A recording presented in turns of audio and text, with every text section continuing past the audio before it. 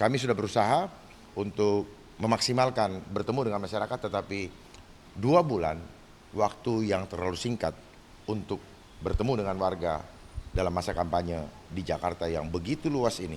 Terima kasih rekan-rekan wartawan.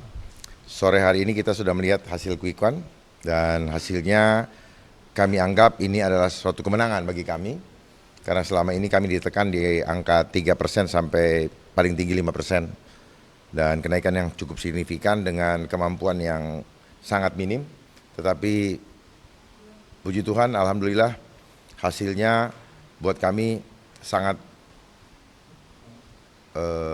menyenangkan dan membanggakan karena apa? Inilah hasil kerja nyata daripada semua relawan yang ada, di mana kami sudah berusaha maksimal untuk menyadarkan seluruh rakyat Jakarta akan bahaya potensi pandemi yang akan terjadi ke depan. Ini adalah hasil efektif yang bisa kita semua dapatkan dan kami menghimbau kepada semua relawan untuk tetap tenang, ikhlas menerimanya, dan kita sama-sama bersiap dan seluruh warga yang ada di Jakarta untuk berhadapan dengan potensi pandemi berikutnya. Karena saudara-saudara semua, saudara-saudara saya warga Jakarta sudah menjatuhkan pilihannya. Pak Dharma, kira-kira apa yang membuat pada suara Pak Dharma bisa naik sampai 10% dan sebelumnya 5%? Ini adalah skenario Tuhan, di mana otomatis dengan angka tersebut, paslon Dharma Kun menjadi penentu suaranya untuk memenangkan salah satu paslon, baik 1 maupun 3 nantinya. Ini adalah berkat luar biasa, karena kami berdua bukanlah orang yang berlatar belakang politik dan tidak mempunyai basis partai. Kami sungguh-sungguh berjuang untuk seluruh warga Jakarta. Kami sudah kerahkan seluruh kemampuan kami. Kami sampaikan apa yang bisa kami lakukan untuk memperbaiki keadaan Jakarta yang sedang tidak baik-baik saja, baik itu melalui sistem ekonomi adil getuk tular adab yang selalu saya sampaikan, dan sebagainya untuk memulihkan ekonomi Jakarta. Namun pilihan sudah jatuh oleh rakyat, kami tetap terima dengan ikhlas dan kami percaya ada rencana Tuhan yang lebih indah di dalam menentukan perjalanan bangsa ke depan. Apalagi dengan tadi saya sebutkan bahwa otomatis suara paslon Dharma Kun akan menjadi penentu bagi kedua paslon yang sedang bersaing dengan ketat.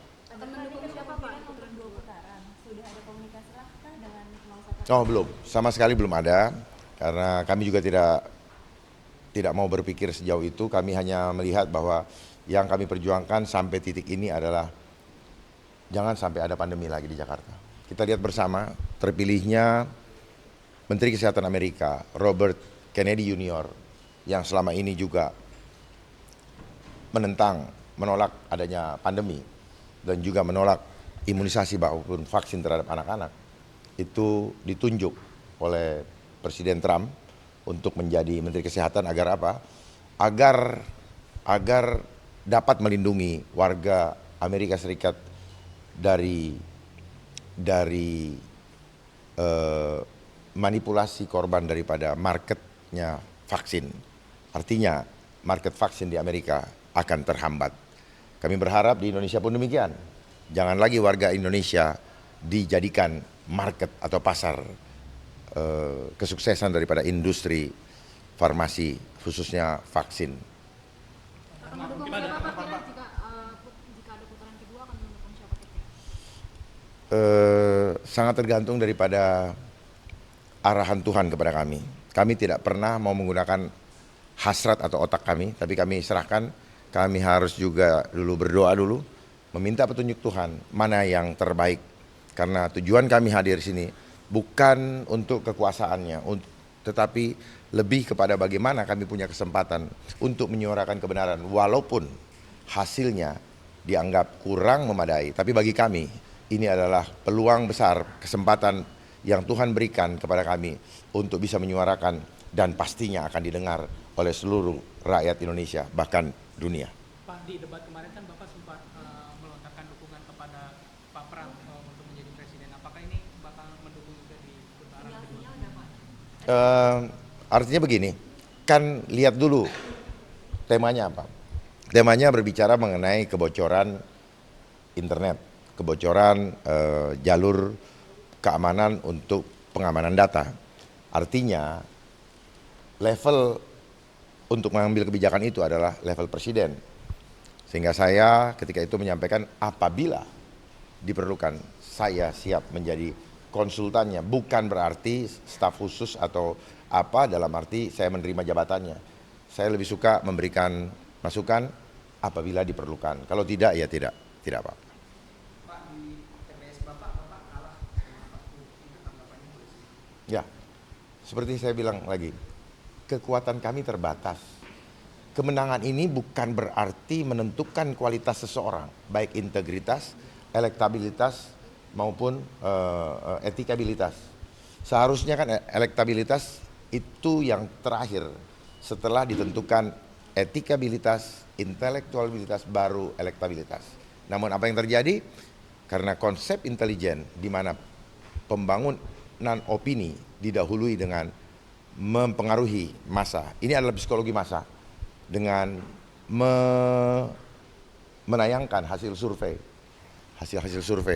sehingga hasil tersebut merasionalisasi apa yang sebenarnya belum rasional supaya menjadi pembenaran ketika nanti hasilnya seperti yang kita lihat sekarang. Tapi buktinya hasil survei yang kemarin bertolak belakang dengan hasil survei hari ini, membuktikan bahwa sebenarnya ada sesuatu celah di mana kita bisa lebih baik lagi manakala kami yang mengendalikan hasil survei, karena kami yang meminta untuk angka berapa kami berada dalam posisi itu. Itu sebenarnya. Kalau misalkan sekarang kalah, periode ke depan mau maju lagi nggak? Kita lihat aja, karena apa yang kami perjuangkan bersama Pak Kun adalah menyelamatkan jiwa keluarga kita. Ke depan, saya tidak tahu apa yang akan terjadi. Saya sudah memberikan warning kepada seluruh warga Jakarta, bahkan rakyat Indonesia, bahwa waktu kita terbatas dan kesempatannya adalah sekarang. Tidak sekarang, tidak lagi ke depan. Jangan dipikir ke depan Indonesia akan semakin baik, tetapi akan semakin tidak baik-baik saja. Saya tidak menakut-nakuti, data sudah jelas, dan kemudian Pak Prabowo juga pernah menyampaikan bahwa tahun 2018, bahwa tahun 2030 nama Indonesia hanya tinggal nama. Artinya nama negara Indonesia masih ada, tetapi sudah di bawah kendali asing secara total. Di mana nanti rakyat waspada, kita akan berada dalam antrian panjang untuk menerima yang kita kenal dengan makanan gratis. Kita telah menjadi budak karena kita tidak mau berpikir cerdas, tidak mau merubah diri. Suatu bangsa akan berubah apabila bangsanya sendiri mau merubah dirinya. Pak Dharma, ada pesan untuk para pemilih yang 10% ini nanti di putaran kedua dalam menggunakan suaranya untuk memilih dua pasangan yang akan berkontestasi lagi di putaran kedua Pilgub Jakarta. Mungkin ada pesan untuk para pemilih yang 10% hari ini. Itu nanti biar saja kita berkembang. Kami akan berdoa dulu, dan sebenarnya tanpa kami minta, mereka-mereka yang memilih kami, yang mempunyai kesadaran, hanya satu, mereka ingin keluarganya diselamatkan. Mereka ingin keluarganya hidup layak. Hanya itu saja. Bukan cuma layak, tetapi aman jiwanya. Tidak diintimidasi. Tidak ditakut-takuti dengan regulasi yang mencekek. Contohnya dengan kenaikan pajak. Seharusnya pajak semakin rendah, bukan semakin tinggi. Semakin tinggi menunjukkan bahwa rakyat merasa diperas. Dengan kondisi ekonomi yang semakin menurun karena akibat inflasi, rakyat makin menderita. Saya berharap siapapun nanti yang memenangkan kontestasi ini, tetap tolong titip rakyat. Lindungilah rakyat ini, karena hanya itu yang menjadikan Indonesia tetap ada. Pak Dharma, Bapak terbuka aja sih Pak. Kalau nanti nomor 1 dan nomor 3 itu ingin mendekati Bapak soal elektabilitas tadi 10% ini, Bapak terbuka nggak untuk pendekatan mereka? Sebagai manusia biasa, kita selalu harus berkomunikasi. Tujuannya apa? Untuk menyampaikan buah-buah pikiran. Saya akan tetap konsisten untuk tidak menjadi pemimpin yang bodoh, tidak menjadi pemimpin yang pengecut, apalagi pengkhianat. Oleh sebab itu, apabila perjumpaan itu terjadi atau komunikasi terjadi, maka yang akan kami sampaikan hanya satu, tolong jangan hianati harapan dari rakyat warga Jakarta. Pak Dharma, penegasan aja sih kembali. Artinya apa yang disampaikan Pak Dharma tadi di awal tadi merupakan statement resmi dari Pak Dharma dan mengakui kekalahan setelah melihat. Saya tidak mengakui kekalahan, ya. Saya tidak, bukan berarti saya mengakui kekalahan. Artinya apa? Biarlah ini berjalan apa adanya.